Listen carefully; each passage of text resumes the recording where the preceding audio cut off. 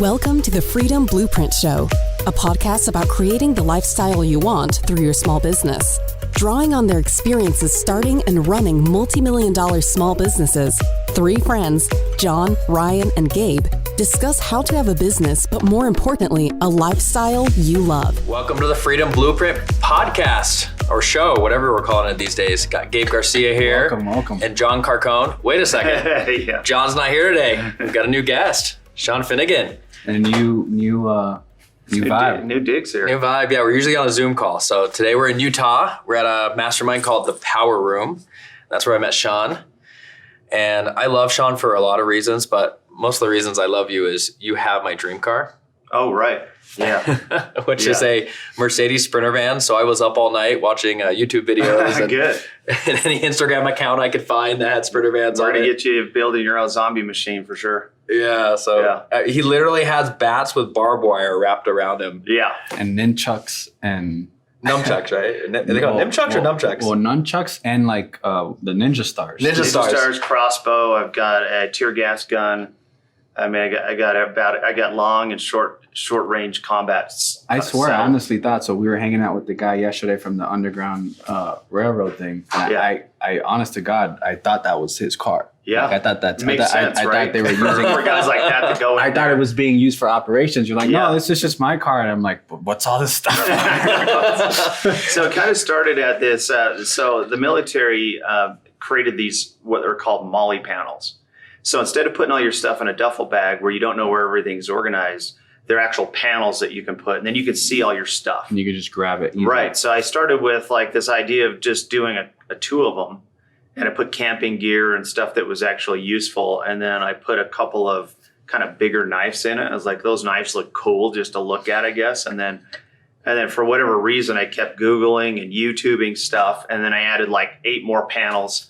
And I didn't even realize what I was doing. But by the time I got done, it turned into this most insane thing. And then I've done a couple of guys have done TikTok videos with it and stuff. And I've read some of the comments like, hey, where's your Night of the Walking Dead kind of club? I need that in there, and I need brass knuckles in there, of course. And I just keep adding stupid stuff. Has the FBI shown up yet? Yeah, I know. I haven't been pulled over yet. I'm curious to see how I get pulled over. Do you have any weapons, sir? Weapons in the car? You're like, step out of your car, sir. We should definitely take photos and put it like in the show notes so like everyone can like really understand what the hell we're talking about. Yeah, we'll post the video if you can. For sure. What Brian shot in it. So Sean's a really cool guy. I mean, one of the most down-to-earth guys, big real estate investor, but I think a lot of your experience, let's get into your experience. And today we're going to be talking about crucial conversations, but just briefly introduce yourself to the people. Your kind of superpower, from what I understand, is promoting other people. Yeah. So I learned early on in my career that people who have great brands really enjoy building a relationship with those brands and then taking that brand out into the marketplace. And it's amazing to see kind of the better results we get in marketing and promotion when we have a really recognizable brand. What kind of brands have you? So I'll tell you, my very first brand I ever, like we had a company years ago, and Terry Bradshaw, the all-time, one of the best quarterbacks of all time. Sure. Okay. Incredible, like Pittsburgh Steeler. So our company had the idea. He was on a movie at the time where, remember, you had the naked room where he was like in the fish tank and all that stuff, whatever that movie was. So he was getting a lot of notoriety for his brand. So our company at the time said, hey, let's go pitch Terry Bradshaw on doing a nationwide 10-city tour. And they asked me to go out there and pitch him. So talk about a crucial conversation. I mean, we were going to be putting a lot of money behind the marketing, selling the tickets, everything else to promote him. So I actually went to Pittsburgh, and I still remember being so nervous. I was suited up, and I was meeting him at a hotel, and I had a 30-minute pitch with him, and that's what I had. So I rehearsed, woke up early, walked in and presented in front of the mirror, the clammy hands, because as a kid, I had a few heroes, and one of those heroes was Terry Bradshaw. This guy. Wow. Yeah. I mean, So he was like, starstruck. I had this handful of guys that I looked up to as a kid that I thought were like superheroes to me. And Terry Bradshaw was one of them for me. Did he live up to your like idea or expectation when you met him? So the challenge is I was so stressed out because of that high expectation, the pedestal right I had him in my mind. So I remember going into the front lobby of this big hotel, and he was down the hall in this boardroom. So I went down the hall, opened up the door, and there he's standing, Terry Bradshaw. It's like standing there larger than life, like one of my heroes. Sure, yeah. He's probably bigger in person than you probably he's big. expected, yeah. Yeah, and deep voice, just kind of... He's like your next door neighbor. That's Really? what I found. I had 30 minutes to present to him, but we ended up spending 2 hours because I actually just wanted to learn everything. I followed him so much. Yeah. I remember him telling me, I shook his hand, and in his hand, he had like a finger that was bent like that. And he noticed that I noticed his hand, and he told me a story that years ago when he was in the Super Bowl or a big game, he threw a pass and he whacked the back of one of the helmets of his lineman, and it broke his finger. Wow. And he had to continue to play. And so he asked the doctor, can I tape a football to my hand and let it grow back so I don't have a splint and I can continue to play? And so it's now bent like He's got literally the football hand. Yeah. It fits right in there perfectly. So it was like this 2 hour It's an thing. unfair advantage. Yeah. So in one of his games, he broke his back. He broke his back. At the time, the medical staff wasn't what it is today. So they didn't have a stretcher. So they went to the locker room. They ripped a door out, strapped him to a door. They had a commercial plane. They literally carried him out to the commercial plane, put him above the seats. Wow. And then took him in for his surgeries. And then he actually recovered and continued to play. So to me, I spent 2 hours, and long story short, we booked the 10-city tour, and I just felt like this great relationship, and I built that relationship over time. And that was your first kind of big promotion. And then Yep. after that, what other brands kind of have you been a part of promoting? Yeah, so one thing I picked up in that experience is when we were done with that 2 hour experience, we were walking out together. And as we're walking out, this lobby, we're walking together, this lobby's a big lobby, and it happened to be whatever huge busy day for this hotel. And I see out of the corner of my eye, one person look over, sees Terry, another person look over, and all of a sudden that person starts coming, and then everyone is like this wave of people, and they literally crushed into him. I mean, a lot of people. And I'm sitting there, this is like blowing my mind that someone who is influential can bring this kind of reaction to people. And it always stuck with me. Like, one, I love to learn from people. Like, you gave a presentation the other day. I learned so much. I mean, I feel like you never should stop learning, and learn from people who have experience is the most powerful way to learn. And then two is work with people who have an influence. What would having a relationship with someone as an influence and marketing that relationship in your business, how would that change your business? Mm-hmm. No. So I learned early on, that's what I did. And so from there, continue to build relationships with brands and building brands with them and promoting them. Professional brand builder. Yeah. / Mercedes Sprinter van stud. Yep. So I love it. I love it. Well, today you gave a presentation a week or two ago. Have you read the book Crucial Conversations? No. Great book. I mean, you'll be able to talk on this, Gabe, but you gave a whole presentation on it. I think your neighbor is the guy that wrote the book, right? Yeah, Ron McMillan's my neighbor, and he wrote the book. And it's one of those books, we all have our favorite list of books, but there's probably a much smaller list of books that actually change the course of your life and the way you think. And that was one of the books for me. So I would define a crucial conversation or a tough conversation as one where there's a high amount of emotion involved. So I would consider that conversation with Terry Bradshaw a crucial conversation in the sense that for you, there was a ton of emotion involved, like stress and anxiety. Yeah. And that's, learning how to handle conversations while you're either feeling emotion or the other side's feeling a lot of emotion. For sure. And how to deal with that. So, and I'm sure you've done that in business. I mean, you're one of the most calm guys I know, Gabe. Like I don't think in conversations you get your emotions involved sometimes, or maybe a trigger happens and I've never seen it. But have you, do you get triggered where your emotions get involved, or are you always calm and collected in conversations? Yeah, of course I get my emotions involved for sure. I try not to dwell on it a lot. I've noticed for me that like when it's time to, I find that I and I'm sure we all do this. I'm sure it's not just me, but we like tend to like make way more out of it in our minds than what it really is, you know? Good point. And then like by the time we actually have the conversation, we're like, oh, it wasn't that bad. Yeah. Like, why did I like dwell on it so much, or why did I like let it stress me out so much, or like build up so much like anticipation for this thing, and it wasn't that big of a deal. For sure. Yeah. So talking about emotional intelligence, if I was in Terry Bradshaw's shoes, Mm-hmm. and I'm sure he did this, recognizing when somebody is feeling that feeling, talking to you. Yeah. Whether they're scared they're going to get fired, whether they're scared you're going to get mad at them, or they're just intimidated by your experience. And being able to recognize that, and the emotional intelligence in a conversation is how, when you're on that side of it, how do you calm someone down to help them feel comfortable?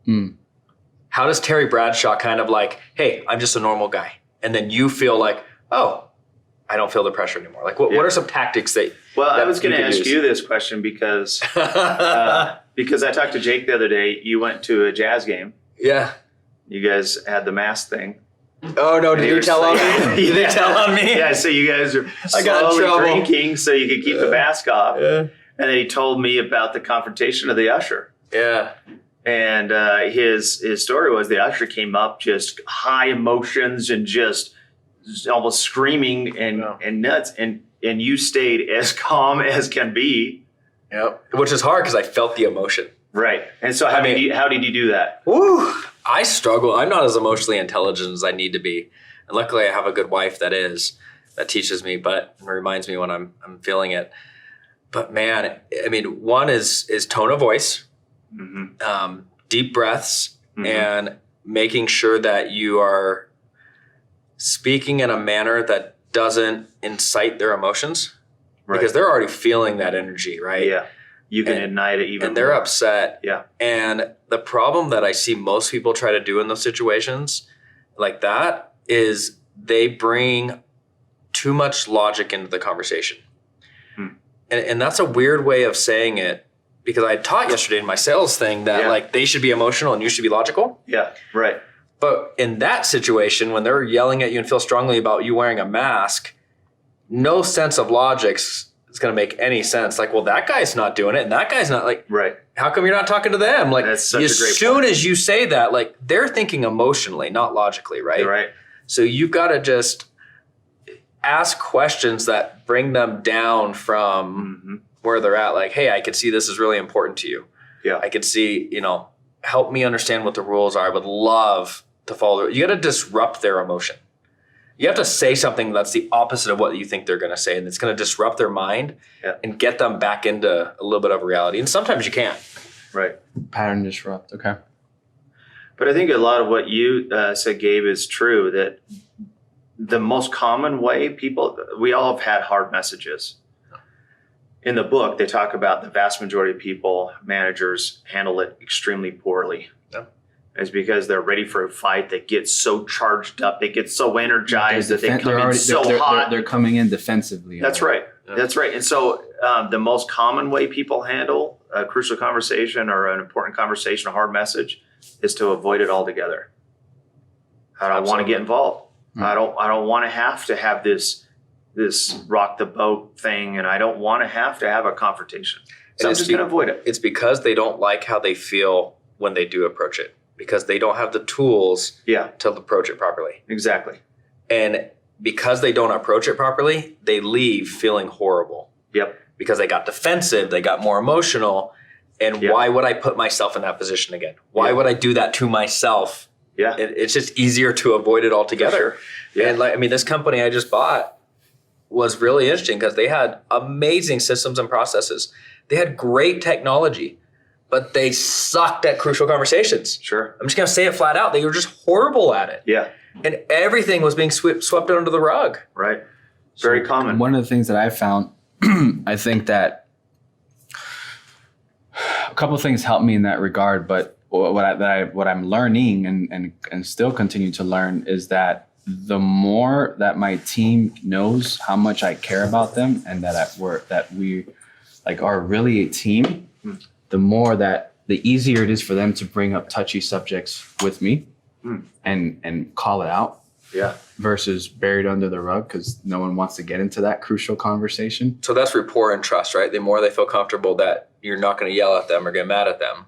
Right. But there's got to be that trust. Yeah. There's got to be that trust where it's like, man, I know Gabe really cares about me. Yep. And I know that my job's on the line if I bring this up or if I call him out on something that I think he needs to be made aware of. Yeah. Or he needs to know, or something that's really bothering me and I just can't hold it in anymore. But if you don't have that trust with that person, it just tends to get buried under the rug because, like you said, people get into this defensive ring and they're like, they don't want to have that confrontation. And it's adding in. I love that because I never start a crucial conversation without adding the positives first. There's positives in everything. And, I like that. And it puts you in a better situation. So when that lady's yelling at me, I just want to flip her off and say, look, go to hell. These masks don't work. That's how I really feel about it. Yeah. And it's like, man, you've got a hard job. Like, and I'm not doing a good job helping you do a good job. That's a great point. And it's just like, as soon as you find a positive, and it really helps with your wife. Yeah. As soon as you go to the positives first, even if you're about to fire someone, it's like, and it can never be positive.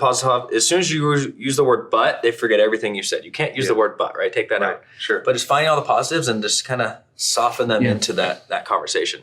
One thing that helps me too, since, as a leader in my company of, several people, I have a systematic approach to kind of deal with it to some regard.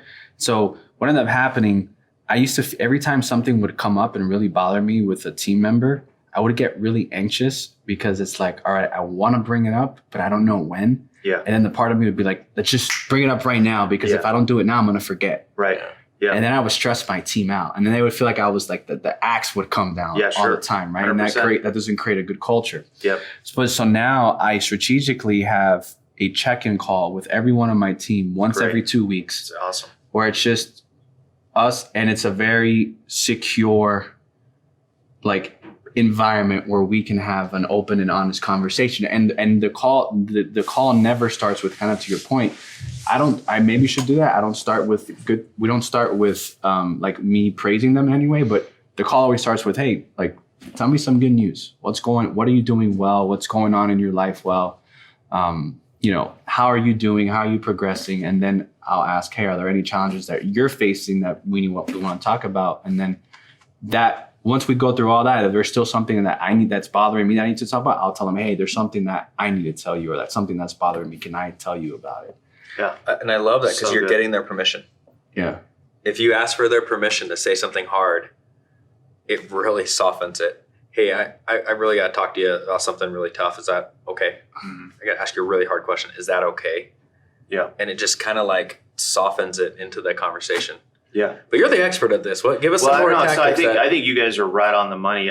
You doing those calls is what I've seen is rare in managers. And you would think, hey, I have certain people that report to me, and my job is to take them from their performance here to raise it up to here. And the stats are crazy when you do the research.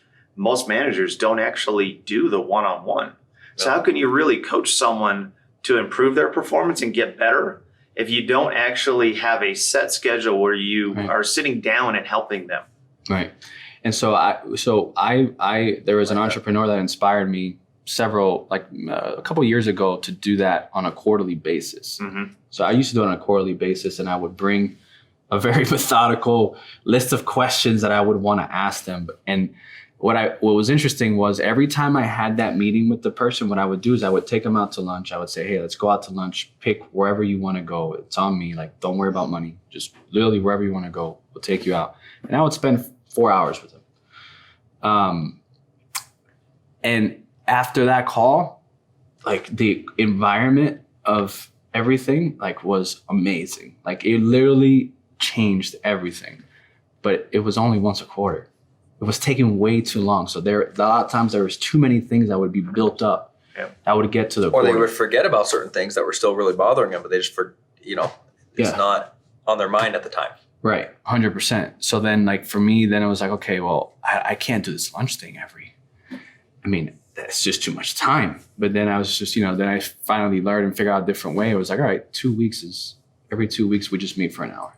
Yeah. It's on the calendar, recurring. I don't have to think about it. And in just 2 weeks, it doesn't need to be such a long meeting, and we don't have to go all out with it, but then that cadence just keeps things from getting buried under the rug, or keeps 100%. animosity from being built up amongst each other, and just, lets you have those crucial conversations constantly whenever you need to in a safe place. It's interesting because you served a mission for our church, right? Yep.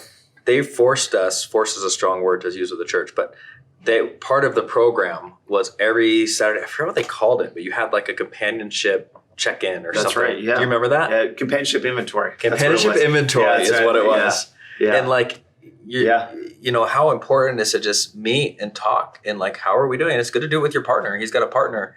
It's great to do that check-in. Yeah. Like, how are you feeling? Are you overwhelmed? Yep. And what I'm hearing from you, Gabe, is with your team in sales, you and I in sales, we study a lot of sales stuff. And with the prospect is, are you okay or not okay?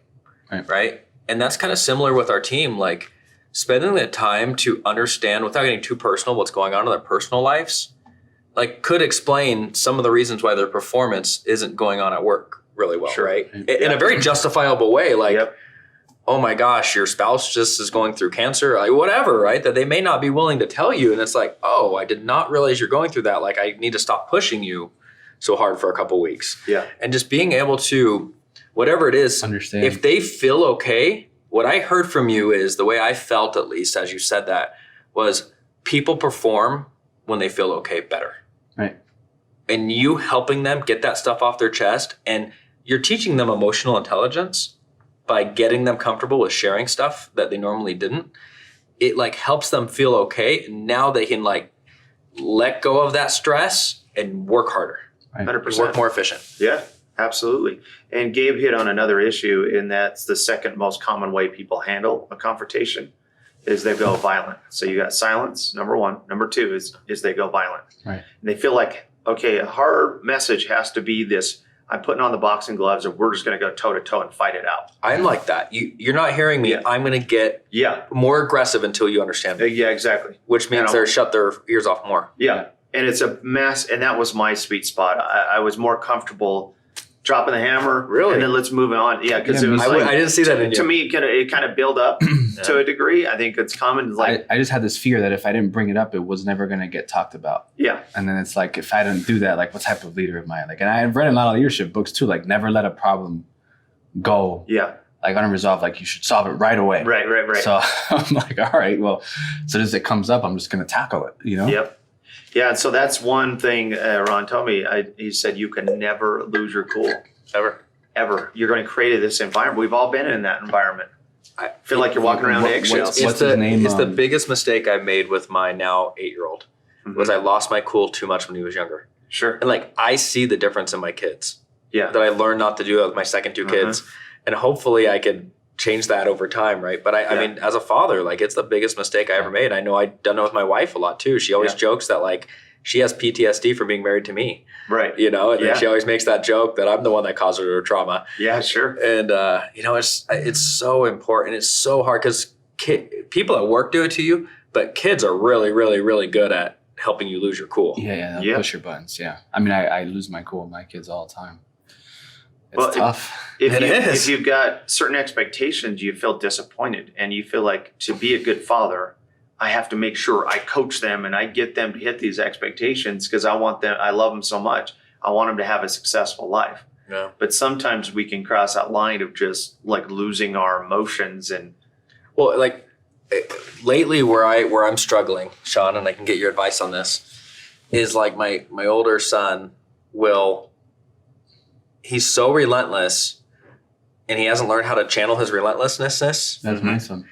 And I mean, to the point where it's like, I don't want to say inappropriate in like a bad way, but like inappropriate in like what he should and shouldn't be doing. Like he will just bother his sister so bad where he'll be hurting her and like to get what he wants, like get something that she has of his or whatever. And he will like be physically hurting her. And I just want to like, he's my only daughter. I just want to go grab him and just a little princess. smack him, you know? And I don't actually smack him, but like I will forcefully grab him and pull him away from the situation. Yeah. And I know that's bad. But in the moment, I'm feeling the emotion. And it's so hard. Triggered. I experienced that with Gabe and Pax. Same thing. Like Gabriel would take toys from him away, and then Pax starts crying, and then the fact that he starts crying now, and I hear him crying, gets me upset. It's like, do you not realize they're crying? Like, Yeah. And I'm so like, what do we do? How do we become better? How do we become Easier better said than fathers? done on that one. Yeah, I'm in the same boat. I've been through the same emotions and the roller coasters of trying to be a good dad. And there's no rule book or an instruction manual with kids. But like the more what I've read is just making sure you set clear expectations with your kids best you can to get their buy-in and have those crucial conversations with your kids. Yeah. That is a safe environment.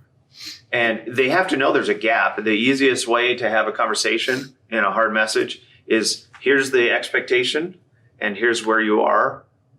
Help me understand. So I love that, and it kind of relates to a point of, what was the gentleman's name who spoke yesterday in the morning? The basketball trainer, Alan Stein. Yeah. Go watch him. He's awesome. Yeah, this guy is awesome. He was like the coach of like Kevin Durant, and he's worked with Steph Curry and a bunch of high-level basketball players. But he said something yesterday that really hit home, and he was like, if you want to create accountability, he's like accountability is not something you do to them, it's something you do for them. And like I thought that was a really good subtle distinction. And he was like, when you're doing it for them, he's like, there's no punishing at all. He's like, you just ask them like, hey, you were supposed to step on the line when you on that scrimmage and you're 2 inches away from it. Like, do you think if you want to be an elite performer? And then one thing he mentioned as well, which I thought was also key, is that to be able to hold them accountable, you have to know exactly what they want out of life, and you have to know exactly where they want to go, because then that's your leverage. And then your leverage is, hey, if you want to be this and you want to get to this, do you think that is going to get you there? It's really good. And it's just like, let them tell you. Yep. And let them say, you know what, you're right. Like, it's not going to get me there. Okay, what are we going to do about it? Yeah. And that's a lot harder with a 5, 6, 7, and 8-year-old, right? For sure. In figuring out how to structure that message. Yeah. And like the best teachers and coaches figure that out. Yeah. Right? For sure. I'm not struggling with this, but like you kind of brought it up. I see my son of having and he's my son, so maybe I see different than other people see him, but so much freaking potential in soccer. Yep. But he fights tooth and nail if I get him a private lesson. But I know he thinks he's the best kid on the team. Yeah. And he's one of the best. He's not the best, but he thinks he is. Yeah.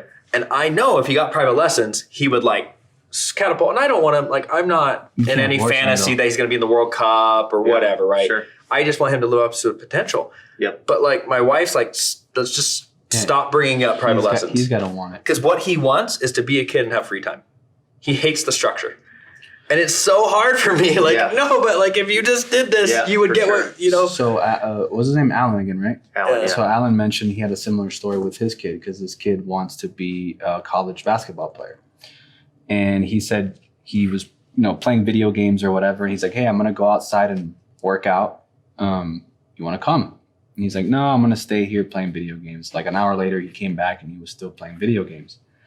And he could have told them something in the beginning already, right? Like easy, like, hey, like, what the hell? You know what I mean? Like, it's easy for a parent to get upset and be like, oh, so easy. You're playing freaking video games, man. Like, snap out of it, you know? Do you not see this 20-year picture that I see of you? But he didn't do that, and he held his cool, and he came back later and he said, hey, I want to tell you something. He said, you just had an opportunity to go improve your game, and you've been playing this thing for 2 hours.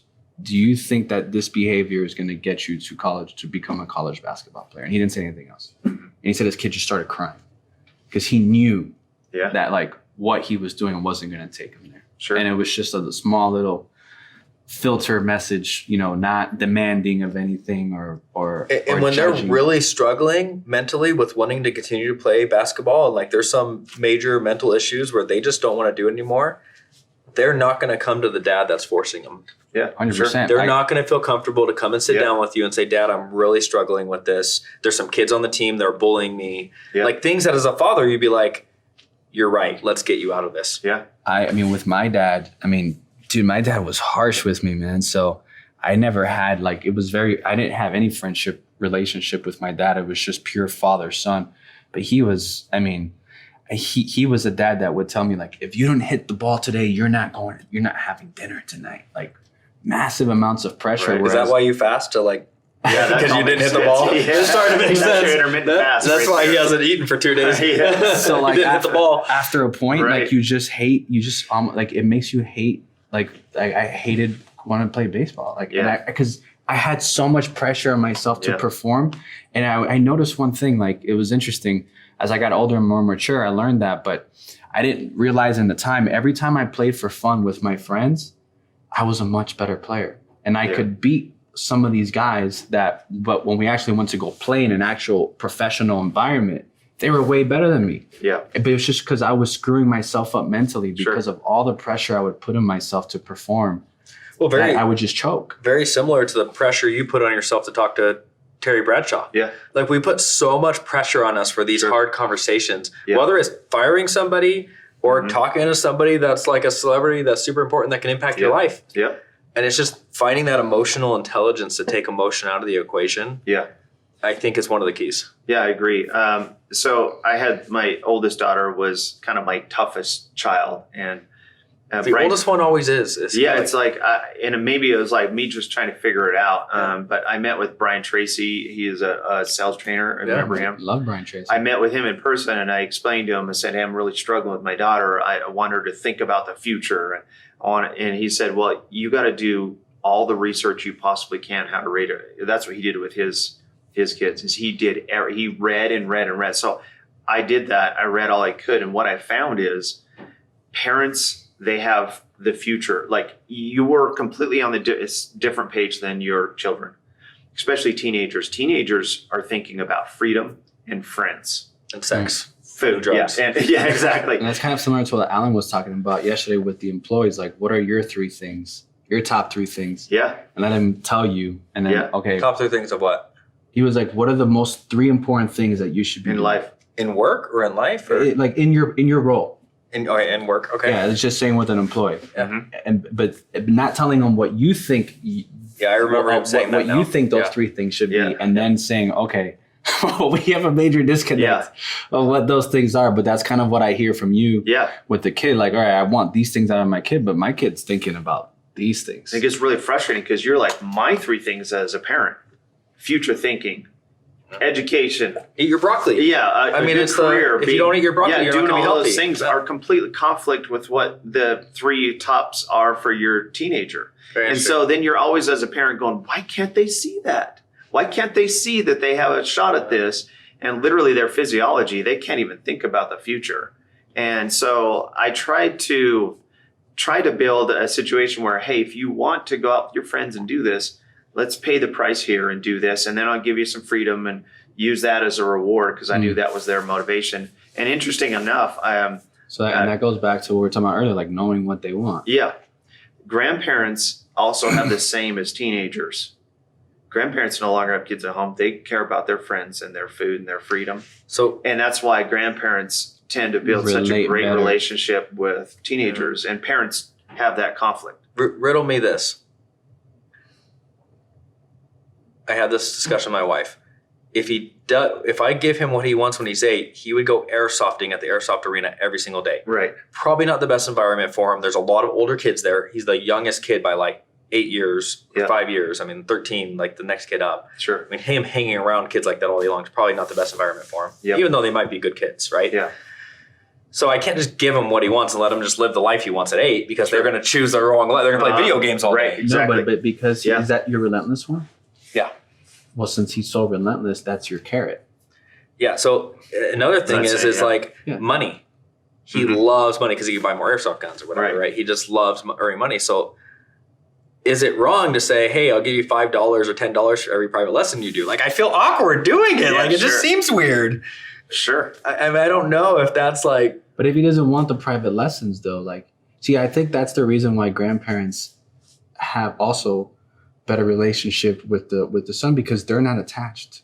Yeah, sure. They're not attached to what the children, they let the children be, but we're so attached to how we want them to grow and how we want them to develop. And it's like, we think we know what's best for them. And private lessons might not be the best option, but there are things that, maybe going to school, there are things that as a parent, you force your kid to do, whether through influence or whatever, because you know it's best for them and they don't know what's best for them. Like there are things that fall into that bucket, and there are things like private lessons that probably don't matter. Yep. Let's be honest.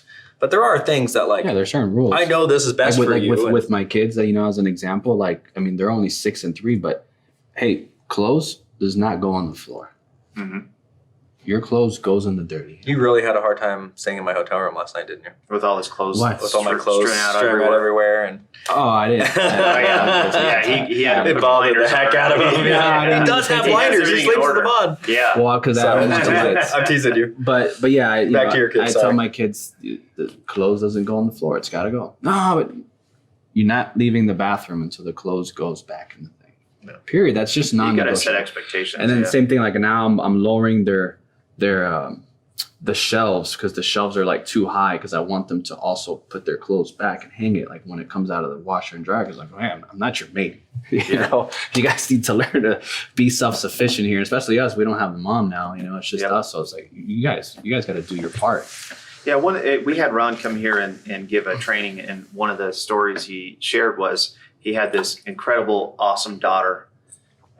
Was kind of late for things because literally she would stop at the mirror and look at how she was dressed and how she looked. Mm-hmm. And I know this daughter because she was my personal trainer for 2 years, an incredible girl, but she was so careful about how she looked and everything. And all of a sudden, to him and his wife, overnight, she stopped caring. She stopped wearing good outfits. She put sweats. She's a 9th grader. Yeah. Stopped looking at the mirror. Stopped doing her hair, would wear the same clothes, was starting to do really bad in school, all this stuff, and they didn't know what the problem was. And so he met with his wife, and he's like, what should we do? And they agreed that Ron should have the crucial conversation with her and try to approach her. She was sitting in her room. He knocked on the door and said, honey, I'd like to talk to you, and I just want to know what's going on. She's like, get out of my room. Kicked him out. And he's like, well, that didn't go well. Yeah. And then he kept just trying to broach the subject over the next 3 or 4 weeks. Yeah. I'm sure the more he asked, the more defensive she got. I mean, I'm sure it added more and more stress to him. Then him and his wife, they assumed the worst. And finally, after 3 weeks, she's pregnant. She's who knows? Something really bad. And so finally, after 3 weeks, she finally says, Dad, I'll just tell you what the problem is. So she came out on her own Uh-huh. when she was ready. And ready to have that crucial conversation, right? And she says, I took a comprehension test and I took a reading test, and I'm 9th grader and I'm reading at a 6th grade level. I'm stupid. So you told me I have to be a great college student and I have to have a great career. I'm stupid. I can't even go to college. I'm not going to get accepted. Why am I doing all this stuff? And he's like, oh, it's just about reading? Yeah. Right? This is about reading? Yeah. And so then they said, he said, I understand. Let's come up with a plan. They came up with a plan. It was a big plan. They did homeschool for 2 years, got her a trainer that she agreed to. And then she went on to go to college, get a 3.8, and she's an awesome young lady. It's like, he felt like that was such a crucial conversation. But it took 3 weeks. The most successful parents that I've seen are the ones that have the ability to love their children no matter what they turn out to be and no matter what struggles they're going through. And I think kind of grandparents, right, we were saying is like, your kid gets pregnant in high school, their life's not over. Right. It really isn't. It's got a whole lot. Does it suck for them? Yeah. Are they going to deal with some consequences because of it? Right. 100%. Yeah. Right? Yeah. But there are plenty of kids that turn out amazing. There's kids that go to jail when they're 18 and 19 and end up turning out amazing. Yeah, sure. Life's a long time. Yeah. And just keeping that perspective with kids, and I mean, especially when they're really young, right? 100%. It'll be okay if you don't become a gymnastics star. Yeah. I'll still love you. Yeah, I agree. Can you share some of the books that you read from that Brian Tracy recommended? Yeah, one was the one that referred to the combination of the two is how to hug a teenage porcupine. Was one of the ones that made an impact. Good description. They're porcupines. You don't even know how to hug them. And that was what, I read a bunch of stuff, and I read a lot of articles and magazines. Everything I have 3 girls, so I was like, anything how to raise females. My 7-year-old better never stop hugging me. Yeah, I know, right? At one point, you hit that point where friends become so important. Oh man. and you become less in the priorities in their life a little bit. It's painful, but that Absolutely. happens. And how do you still keep that bond I'm with just them? probably gonna have more kids. What I like about that, That's a great idea. one of my takeaways that I got, which I found is so powerful in that example, is after they had the crucial conversation, it didn't sound like it was a top-down approach, like parent to son coming up with a Right. solution. Yeah. There was a complete buy-in from the other person as to Yeah. what to do, Yeah. which is a much better approach, because it's like, Right. okay, well, I'm owning it. Like, Yeah. I know what I agree with this. I agree to do this, It's how you've created the environment with your team. Your example of actually sitting down and spending time individually with a team member. What I've done in successful kind of one-on-ones is take out a piece of paper, write their strengths, which most people skip over and just want to focus on Those are the positives, right? So then I put a line down the middle. Let's talk about your strengths and what are your opportunities? What are you working on? Right. And let's have a good Instead of discussion. calling them weaknesses, you call them opportunities. And then you come up with, well, how can I help you? You tell me as a manager what's the best way to help you accomplish what you're trying to accomplish in your opportunities. Right. And let's put something concrete. Or who else could help you, right? Because maybe there's some inner conflict going on between the team members. Sure. Right? Who else could help you achieve this goal? Yeah, so-and-so's really What's good missing? at this sale. I don't know how to overcome this objection.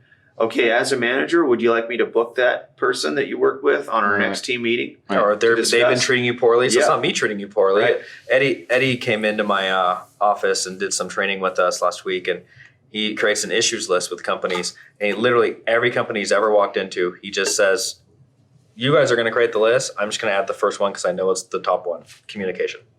It's always going to be, right? Everybody. Yep. It's just getting the team to communicate. You could be the Yeah. best communicator in the world as a manager, but then teaching them how to have conversations in between each other so they're Yeah. not coming to you to go to them to. Yeah. Anyway, today's been a great episode. I think we're kind of past our time, but Sure. I think the most important thing is just have the conversation. Agree to not go silent or violent and be the kind of manager you're going to I'm going to have this conversation with my children, my family, my relationships. I'm going to do it. And do it in I'm a going to do it safe in the right place. way. Create Yeah. a safe environment. Yeah. To have it, absolutely. Well, thank you, Sean. Time flew. All It was right. awesome. Thank Yeah. you. All right, guys. See you on the next one.